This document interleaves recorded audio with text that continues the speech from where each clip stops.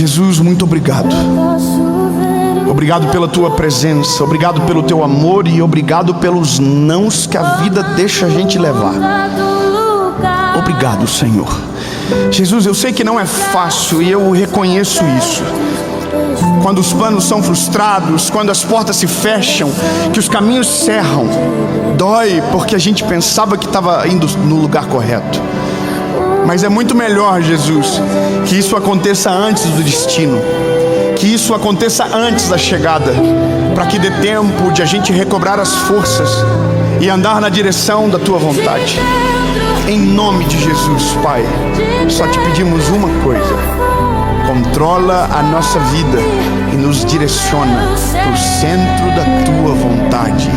Em nome de Jesus. Amém.